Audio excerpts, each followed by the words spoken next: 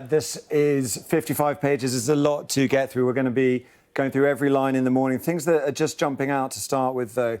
As you're saying, this sort of very personal aspect of it. Harry talking about as a teenager in my early 20s, I ended up feeling as though I was playing up a lot of the headlines and stereotypes that they, referring to the press, wanted to pin on me.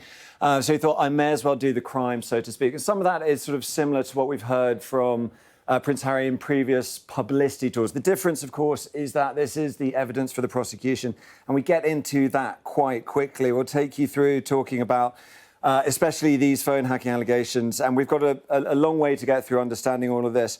But here's where he's laying out my associates. During the relevant period, I was in regular contact and often exchanged voicemail messages with the following individuals. He then goes on to list those individuals, starting with His Royal Highness the Prince of Wales, my brother. He's there, as is Princess Diana, King Charles III, his father, and then there's people like Chelsea Davy as well, Mark Dyer, a former royal equerry and still a close friend of mine. So that's starting to get into the weeds of why he thought some of this evidence might have been taken unlawfully. And we'll get a bit further into this. And you can see this is when he's talking about how he uses his phone. So we'll just go back to the page before. And he says he can't remember exactly when he got his first mobile phone, but he thinks it's when he first went to Eton, when he was still a minor, so around 13 years old.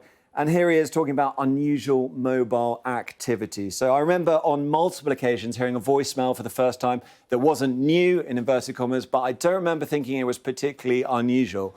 I would simply put it down, perhaps a technical glitch, as mobile phones were still relatively new back then, or even just having too many drinks the night before and having forgotten that I'd listened to it. But here he says, and we'll just take you in here, I'll highlight that, with the benefit of knowledge I've now gained of the details of how phone hacking took place, I believe that both mine and my associates' voicemail messages were hacked by the defendant, that is, the Mirror newspaper group, and that it used other unlawful means to obtain private information about me, including material that has come from listening to live calls I also made on my landline. So not just voicemails there, but also landlines, the idea of eavesdropping.